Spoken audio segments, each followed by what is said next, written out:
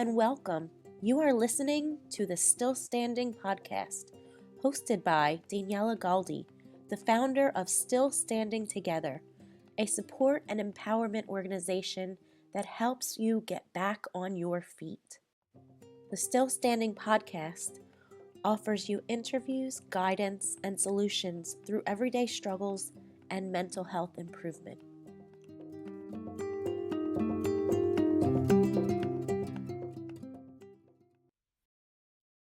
Welcome everyone back to Still Standing Podcast. I am so excited for my very, very good friend, Colton Thorn, who is here talking with us today about lots of things, accepting yourself, finding comfort in the things you love. And so I just want to get right to it. I'm going to try not to be giggly because I haven't seen them in so long, and I'm just so excited to actually be seeing them via Zoom right now. Colton, I want you to introduce yourself, and also just you've had some big happenings going on recently. And so my question to you is, why now? Awesome. So my name is Colton Thorn, and my pronouns are they, them, and theirs. I made some changes at the middle of the pandemic, and I moved from Philadelphia, where I was living for a decade, to New York, my hometown, actually, to be closer to family and to reconnect in ways that I felt like I was missing with my life, and to really ground myself and find different connections, and to pursue my master's degree in music therapy, which, still got to fill out the application, but it's definitely been a journey being home and getting to reclaim certain parts of this area and rediscover the gorgeous nature. It's probably the best time of the year to be here, in the fall. And yeah, just to I just needed a change. I needed a change. I mean, I think it's amazing. Of course, I miss you, but Miss you. I miss you, right? So, but you're starting a whole new chapter and a whole new life there, and I just think it's so courageous. And if I haven't told you yet, I want you to know how courageous I do feel it is, because you basically packed up a life that you had to start a new one, and that is hard. So, what do you feel was the biggest motivator to get you to make those changes? The biggest motivator was actually, feeling that I wanted to move for years, right? And feeling like every year it was getting harder to get closer to that goal because of more connections that I was establishing in Philly. I had this beautiful web of friendships and work, and so much work, and was performing so much. And when the pandemic hit, everything stopped, everything paused, and it really made me take stock of I am not developing a family life here. I'm not developing a life that feels grounded for me here. I feel like I had still had things packed in a suitcase. I was able to leave, my apartment was so small that you could see all the holes in the wall. It felt very closed in, and very wow, I've spent a lot of time outside of my house, and now I'm being forced to be in my house, and I'm not liking what I'm seeing. I didn't really take care of me during this. I did in different ways. I nourished myself in ways that were external, going out and being with friends and performing and working and giving, but I wasn't really giving internally. And that definitely came to light in the pandemic, when all you had was yourself. I think a lot of people went through that. I know I went through that myself. I think I'm still going through it, to be honest. So I love hearing about all the new things happening for you since you made that big change. And I think what it sounds like to me is that you feel a bit more grounded. Do you feel like that? I definitely am on the pursuit and feel much more me.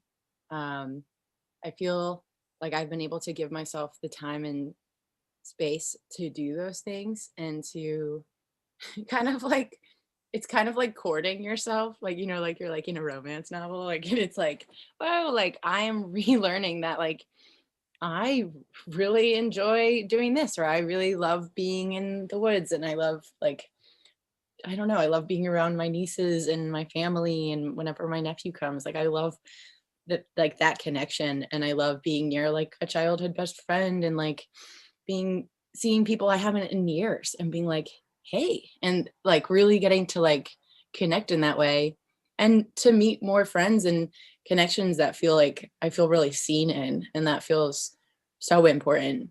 I think I was making friendships in Philadelphia and had a beautiful, you know, network and family, but I was also then also meeting like people who weren't fitting with my life. And that was really, really hard because I kept trying to make them fit. Wow. You mentioned your nieces, and for our listeners, when you follow Colton on social media, you will hear lots of amazing music. And also, your nieces apparently are just as talented as you are. Yeah, and my nephew. And your nephew, too. So they make appearances sometimes, which is so adorable. Yeah. So I want to hear a bit more about your music journey, because I know you and I can assume that music has still been a big part of how you can find comfort and just have something to turn to during these like big changes. I mean, I was always like headphone kid, like always like putting the headphones in on the school bus, like even in the hallway, like everywhere I was, the music was on. And I started playing music. Like I think the first thing I started doing as a human, like when I was a child, was sing. Like that was like I wouldn't talk to anybody. I was terrified of conversations. That was whoa, whoo. Um, but like me being able to sing like Castle on a Cloud from Les Mis was like the bread and butter. That was how I connected with people. And um, I feel really lucky to have music and have been gifted like an opportunity to be in my talents and to share that with others. And then and I went to school for music therapy. I was also like songwriting earlier on, but I really started connecting with songwriting during college. During like the angsty breakups and all those the fun, confused feelings of gender and life, and feeling like nobody gets me but me. So I'm going to write a song about it because I can't find a song that feels accurate to what I'm feeling about. I have a lot of these feelings. Let's put them in a song. And wow, rhyming is fun. And then eventually I stopped rhyming as much. But yeah, I definitely leaned on that part of my life, and that became my entire identity for so long, because I was very much afraid of sharing more of me than it was an easy way to control what people could see about me was through a song. And even in a song, like you're able to like alter and edit and make it yours and make it seem like what is going to be digestible for another person about me. And so then when I started performing it out more, I loved it because like I thought it was hot shit. Oh, sorry, am I allowed to curse? Sorry.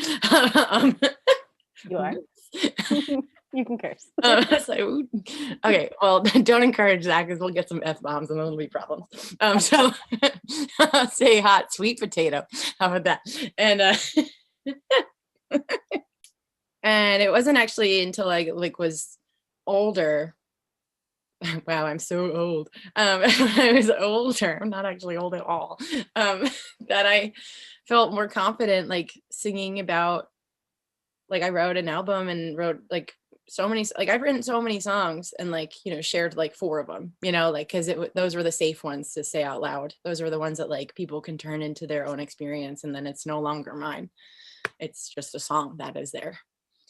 And when I started sharing more of the songs that were deeply about like either gender confusion or feeling like either when I was super depressed and feeling like dealing with anxiety and feeling like really stuck in those feelings, like I actually found more connection with people when was able to open up and share those things. But not everyone, right? They gotta find the safe spaces. And I learned definitely the hard way on like who you open up to, and who is entitled to your story.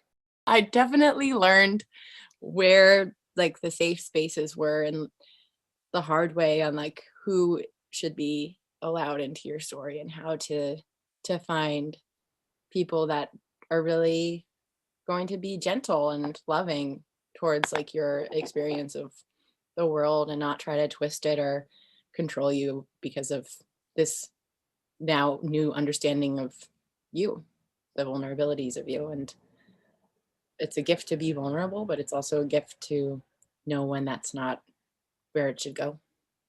Yeah, I 100% agree, and um, I commend you, because sometimes it's tough to go there and just put yourself out there in any type of way. What I don't know if you realize, and I'll share with our listeners, is you have been a huge support for me in many, many ways. Many, many ways. You're always very open and kind and loving, and um, sometimes things that I say, I probably feel like you should probably laugh at, and we do a lot of laughing, but you don't, and you understand, and you really do see people for who they are and who they want to be. You've also helped me with my own singing, which I'm like definitely Amazing. afraid. Amazing. Thank you. Incredible. I'm growing in it, and you were one of the first ones to really be like, no, yeah, you can do this. Like, Yeah. let's do it. And you actually, then we would do it together, and that felt so comforting. And so thank you. And my point for saying that though is, you mentioned a lot about connections. My question to you, for our listeners, for anyone who can relate to feeling like that vulnerable, and that vulnerability and that angst, and wanting to share who they are in any sense of the way, when did you recognize it was a safe zone with somebody? Tell me about connections and how you can recognize when it's a safe space. I think I'm still growing and learning that answer.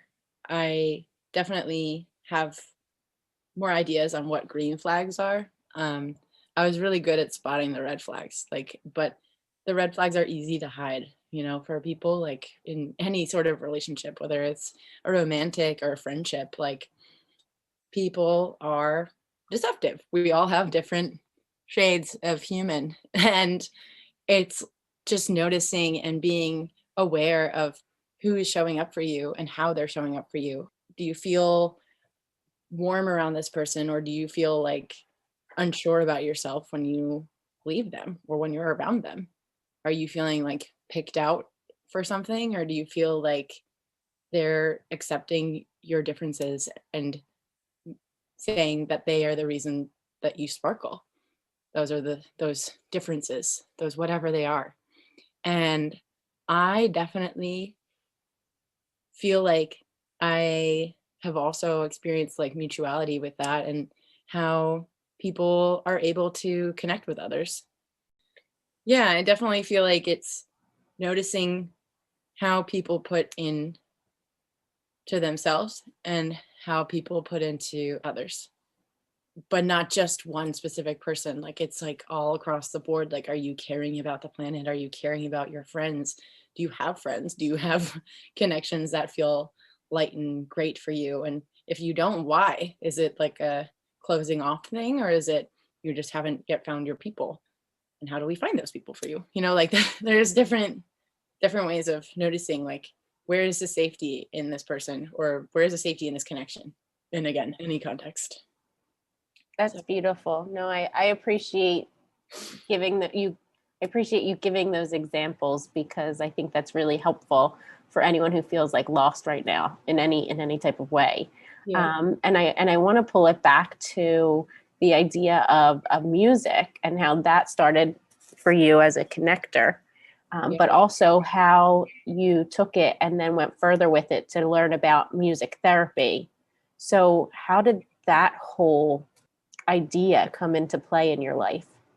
For music as a connection or music therapy? Music therapy. So I wanted to do I wanted to do voice performance. I actually wanted to do musical theater because that was like where I was in high school. I was always in the plays and everything. But like I didn't fit any role. And I always thought that was such a bad thing. And I was like, I'm too tall, I'm too this, I'm too that. And like I tried to make myself fit in things that like I didn't need to. Like I could just write my own part. Like, where I can like don't have to, I don't know, there's different ways of doing everything.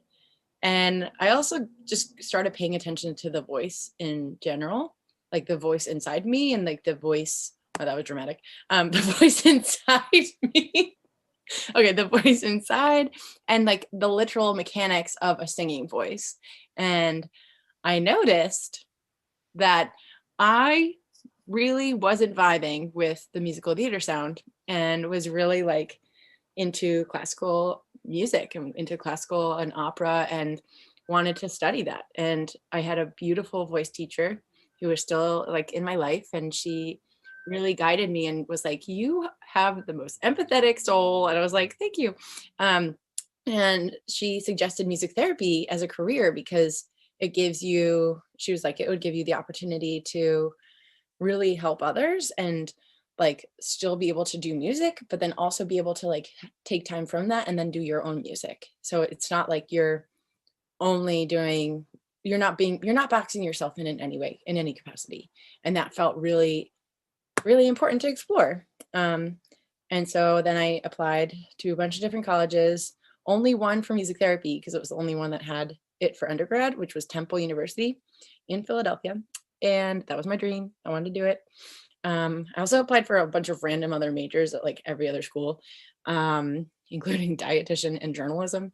And I really wanted to be like the news reporter. But nah. And then I did not know that. I did. It was a pipe dream. It was definitely a Rory Gilmore situation, less of a me situation. Um, I when I got in, I started going there, and that was it. And then I almost changed to voice performance my freshman year, but then I was being steered in the wrong directions by mentors, and then they were like saying that you couldn't study classical voice and then perform like indie stuff at the same time. And now I'm an Aquarius, so I don't really like being told what to do, or like how to do it. And so I was like, we'll see about that. And so I don't sing classically as much anymore. I want to, but I'm actually, still finding a job in New York for music therapy, but I've been teaching a lot of lessons privately through Zoom because, pandemic. I can't wait to get back to a spot with music therapy that I feel really, really able to give that a go for work again.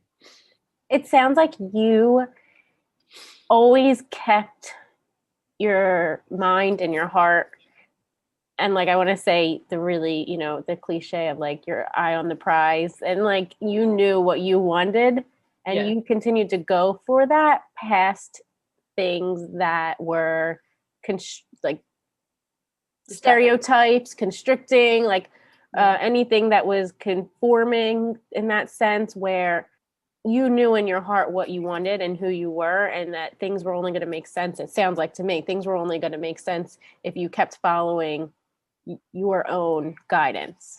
Yeah. So, I mean, I think that's a huge thing. That's what it sounds like with everything that was happening with choosing where to go, and even just like choosing what to do and how to still incorporate music into your life, and how to, share openly about who you are and accepting who you are, and then being accepting of others. It just sounds like you continue to know exactly where your heart lies. And that's a beautiful thing. So I just wanted to bring that up for you and for our listeners. So because this talk today is a part of our foundations in mental health, are you able to give our listeners a explanation of what music therapy is, how it works? Yeah. So let's do a quick definition. So the definition that we had to study in college, blue till you're blue in the face. Music therapy is the clinical and evidence-based use of music interventions to accomplish individualized goals within a therapeutic relationship by a credentialed professional who has completed an approved music therapy program. So music therapy is an established health profession in which music is used within a therapeutic relationship to address physical, emotional, cognitive, and social needs of individuals. It's using music to tackle, if you will, whatever goals or needs are presented within the therapeutic relationship. And you're able to transfer that into the person's life. There's different types of music therapy. It goes from womb to tomb, sorry for the West Side Story reference, but it really is starting in the NICU unit, singing to premature babies or to the mother, or really bridging that connection for postpartum, all the way to hospice and creating a legacy CD for families to listen to with the client who maybe wants to pass on a playlist of their favorite songs to their family, or writing out their life story. There's really so many things that you could do with music therapy. But again, has to be a board certified music therapist to practice. What have you done? What have you done in your career with, because I think my idea of it was I pictured you teaching, but it's interesting to hear that it can be just the effect of playing music for somebody going through a situation that is tough. One of my placements was at Shriners Children's Hospital, and we were working with a client, and I'm not going to get into much detail, but either rehabilitating, working with a physical therapist, and me playing guitar while somebody steps on a bell in the rhythm, would be helpful with walking or gait training, and all the way to working for an outpatient psychiatric hospital, that we would bring the lyrics of a song and start a group conversation about either addiction or what the song meant to them. Really having a topic for each group. Sometimes there would be songwriting groups. Sometimes there would be just dancing with each other, and that's encouraging interaction and increasing positive interactions with others. Maybe this person has only been used to being around males in a negative context. So there's so many different things, or literally playing percussion in a group while I'm singing a song or somebody's singing a song. And then there's the individual sessions that literally could be just catered to that one person, or meditation. So that's a big part of it, is so music and mindfulness, really being aware of how are you feeling in this moment? How do we make that sound of you in this moment? The group, can we hear what this person is playing? How do they sound? Let's find that feeling. And anxiety or anger comes up in different ways for different people. So one person might play anger really slowly and hard, whereas another person might play it fast and hard, or fast and lightly. And just kind of being able to witness the beautiful complexities of everyone's different emotional expansion. Wow, I never knew the extension of which it can go. And then I was doing, most recently, I was working with children with autism, and a big portion of my role was yes, playing together, playing music together, me banging a drum and doing a lot of call and response activities to engage the children. but sometimes it was literally just physically like dancing next to a person and singing like Old MacDonald, or like having them bang a drum to that sound. Yeah, just to increase socializing is huge, right? And to improve motor function, like improve communication capabilities. Like I've seen people come in and not speak for weeks, and then one day they'll come in and sing in a song, and then there will be nothing for a few weeks, and then maybe then something else would happen. And it's really, it's not always linear with healing. And actually, I would say most healing is not linear at all because we are humans and we have different journeys and different things that are coming up in our own brains every day and hearts every day, and literal life experiences. You might have had a big moment in the parking lot and now you're inside and I'm seeing you, whereas like you might have had a great week and now you're not having so good of a week. Like just really being present with the person where they are at is a big part of music therapy. Wow, it's incredible. Do you have something to share by any chance? Like a quick exercise, or maybe a suggestion that people can do to include in their day just to help improve whatever needs that they might have in that moment? So that wouldn't, so like that, like I could definitely give like, I guess I don't, so like that wouldn't be music therapy, because like Okay. music therapy is like, it's a bit, basically it's a big part is the therapeutic relationship and being with that person.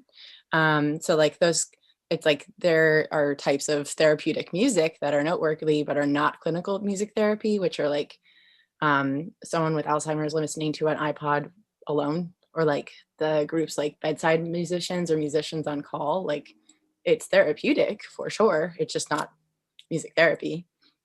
Or when like a celebrity or like a children's choir goes to like a hospital, like, you know, like that, or artists or any of those things, like they're similar to music therapy, but it's not actually music therapy.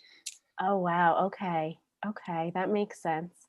You know, you got some qualifications, you know, that Abs- American Music Therapy Association is quite on top of their things.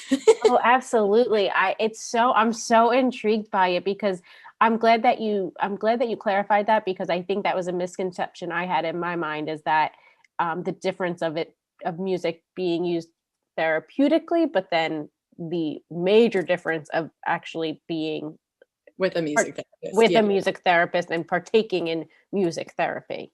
I remember at the start of the pandemic, I kept seeing all these like ads on Facebook saying, "Oh, music therapy." And so I was like, "Oh, cool. Like people are doing like Zoom like music therapy sessions," which again, I had to do like a specific training to do, because there are so many nuances of that, like because of technology and you not being like in the physical space with somebody. Like there's so many, like imagine you are now listening to like a random song, and then someone who has like schizophrenia like has a reaction to that.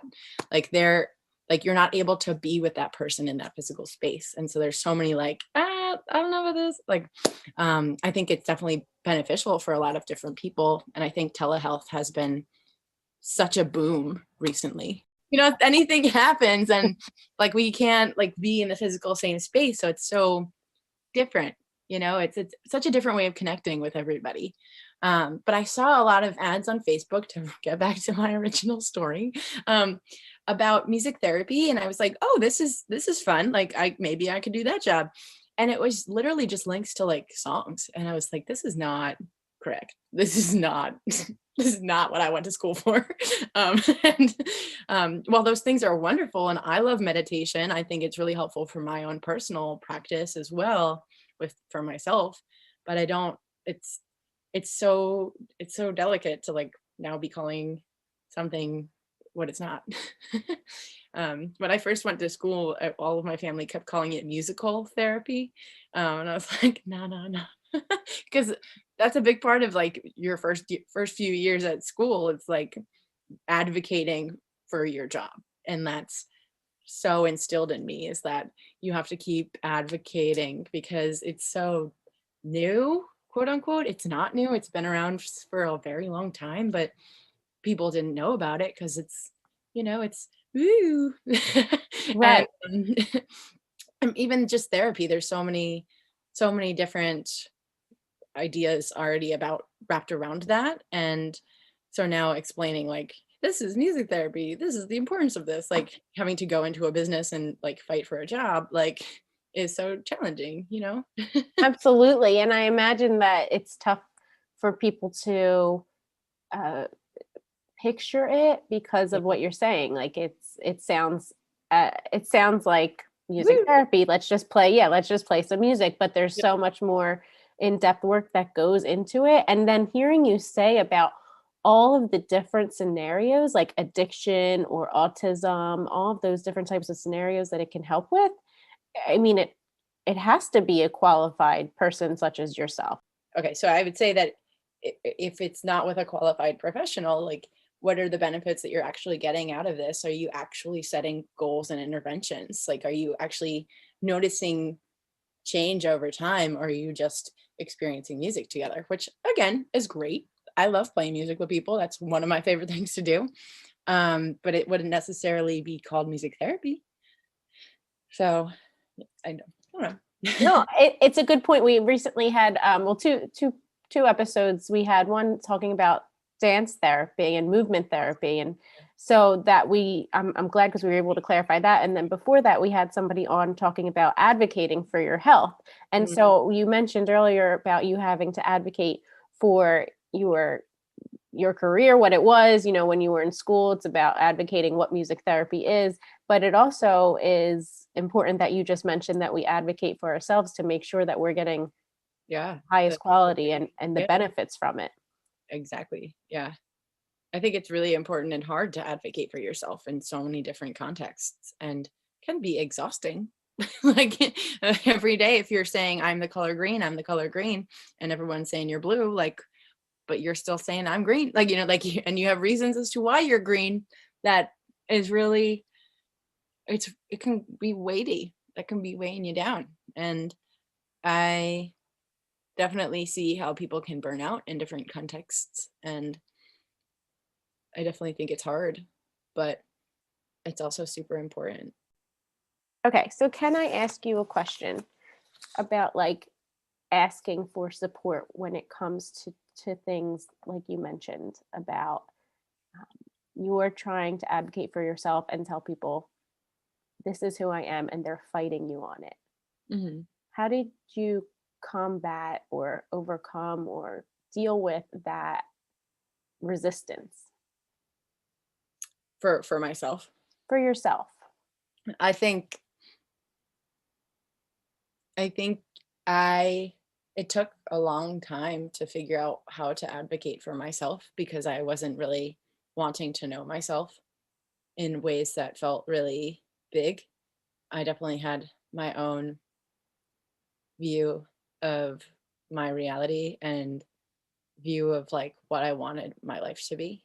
And when I finally got to like the core of myself and like sat with myself and I said, wow, I am not happy. And if I keep going in this direction, I am going to get even unhappier. And like, I need to change what I think I want. Well, I need to change like my perception of myself and get out of my own way with that. So to advocate for myself, I first had to be honest with myself that I was not A, happy, and B, I was not living my authentic life. And I was definitely afraid to step outside of that comfort zone that had been created for me for, like how everybody knew me. I was, I was like this singer-songwriter that was so like charging for female rights. Everything is really important. Like I am a strong woman, like all of these things that felt really great, like, but they weren't fitting me. And I was like, I'm lying. I didn't know I was lying. Like I did know I was feeling like I was hiding things, and I would find like different things that I would connect with, and I'd be like, dang, this just feels so good. This just feels so good to be me. And I it started with like slower changes, and then it just turned into like how I feel that like my life is continuing to grow and go is like just advocating for like my own sense of self and my own gender, and even with name changes, and feeling like really good about that, and how I want to just invite other people into my authenticity now, and like that, hey, welcome to the party, like I'm having a great time now, and like the party before was a little twisted. I definitely felt like I was coping to live like earlier with my life, and now I feel as if I'm not. I like have my skills and I have things that I love doing, but I'm not running from things anymore. I'm like running with them. Like I'm feeling happy, and I'm feeling like it's cool to like just be someone different than I expected myself to be, and someone different than others expected me to be. The things I had were really beautiful. Like it was like I was given like such gifts. It's like somebody giving me like a pink coat. Like it's a gorgeous coat. It just wasn't fitting me. And I wanted the leather one, the pleather one, if you will, because I'm a vegetarian. So I wanted something that fit more me and made me feel more myself. And I was actually so afraid of the person that I am now. Like I feel like would be like my biggest nightmare as a 16-year-old. Like I'd be like, no, I don't want to look like that. I don't want to like every part of me would be scary to like younger version of me. And I've never felt happier, like just being authentic. So to advocate for myself, to get back to that original question, meant to be honest with myself about me, and to let others see that honesty and let others into that, and to involve myself in a community with friends and with chosen family and with actual family, and feeling like I need to be vulnerable and I need to be honest. I don't sometimes handle that in the best ways because I'm very fast as a human being. So sometimes I just do things and I'm like, come on world, get on my train. Which isn't necessarily like how life works all the time, so I need to like still do some work on that, and like have conversations as a human being. But I drink lots of coffee and I move fast, and that will always be the same for me in all those things. And the core of me is the same as who I am. Just really uncovering who I am and allowing that journey. Mm, I love it. I mean, you are just so beautiful. You hit the nail on the head with two things. One is that we can't avoid our feelings. We just can't. We can't. We cannot avoid our feelings. And so as easy as it sounds to be able to like push those feelings away, it actually makes it, I feel, like 10,000 times harder, because our body response, it's going to show through. Yeah. So that was one point that was really great. And then the other point that I want to make to you is that I know that in terms of communicating things to other people, you just do things with such grace. And I feel like that is possible because you have spent all this time self-reflecting and understanding your own happiness, that you can communicate with others. And if they resist you are very sure of yourself and sure in yourself and who you are, that it's really motivating and inspiring, especially for me to watch, that there's no question about it. You communicate it and people might not accept, or they might have something to say, or they might not know or be familiar with what you're feeling, and you're understanding about it, which is just so graceful and beautiful. So I wanted to just tell you that, but also for our listeners to know that when it does come time to communicate anything, whether they are having gender confusion or they're feeling depressed, that they can be sure of themselves, and that will help. It might not help the other person, but it'll help them. Yeah, I mean, I also have to take accountability on like that sometimes messages aren't going to be received well regardless, and like take accountability on the ways that I share information with others, like, and not just do it in such like, again, got that so sure about myself situation happening, that sometimes I need to remember that gentleness is required, and space and time, and to allow those things to really sink over time. And sink as in like stick and like mold and grow. It's like planting that seed and just letting it build up into beauty. um but also just, I have not handled everything with my life with such grace, so that's very kind for you to say, but it's also like I definitely am aware that I have so much room for improvement as a human being, and I want to like really spend time doing that for as long as it takes, because I'm an Aquarius. I'm just kidding. It always goes back to that. That's okay. That's good. I do the same thing.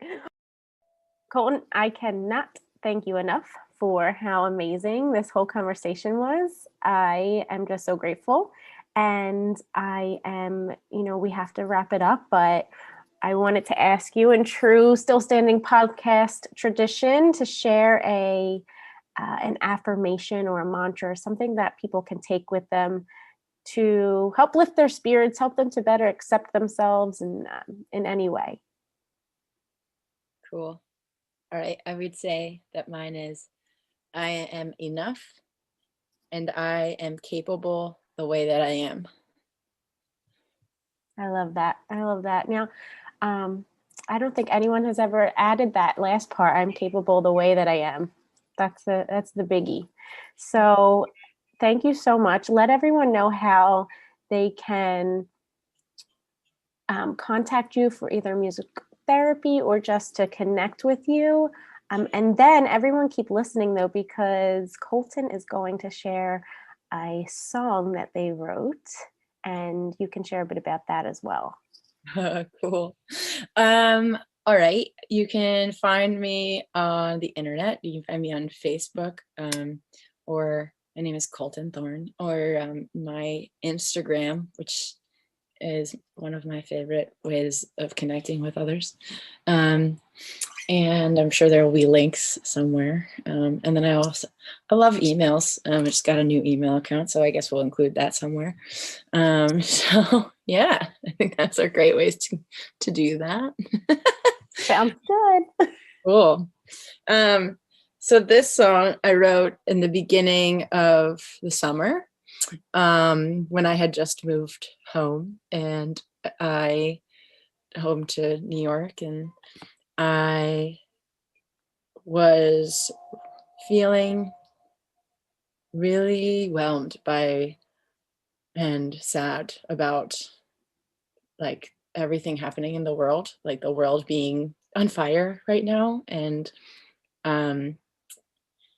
trying to find different ways of incorporating like more political needs into my songs. So I remember it was even before everything has happened now, but it was really important to me to include about Black Lives Matter and how everyone should have rights, like things like marriage and healthcare and job security, and how messed up it is that we're in a situation, in a world, that only 1% have the most wealth while the rest of us are kind of working poor. So I literally just read some of the lyrics of the songs at the end.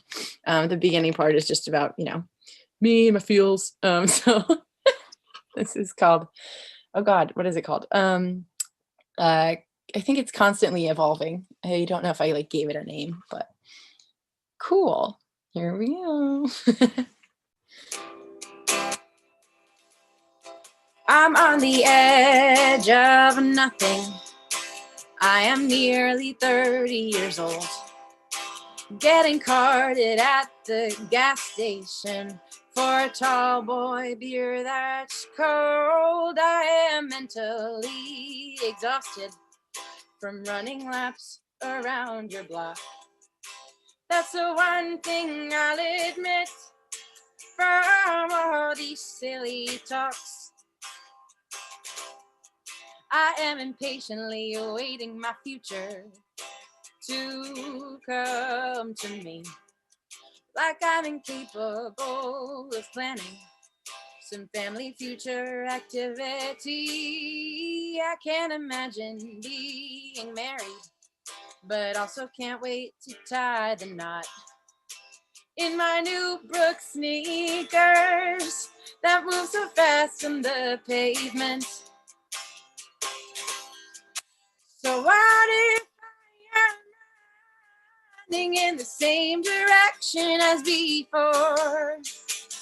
I know the way back home and never get real bored, 'cause I'm constantly evolving. That's the main reason I never get to mean. This year lasted forever. You could say the world is on fire. I wonder when we practice a new normal, or if more will transpire. I am so sad to notice so many people lost their minds when asked to wash their hands or just to be kind. So let's sing that Black Lives Matter and everyone should have rights to things like marriage and healthcare and job security. So what if we are running in the same direction as before? Will only 1% have wealth while the rest of us are working hard?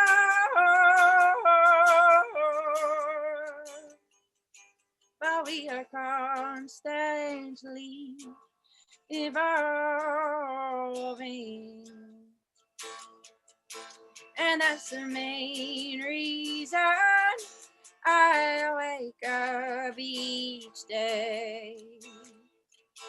'Cause we can change the things we think about, the way we act and what we say.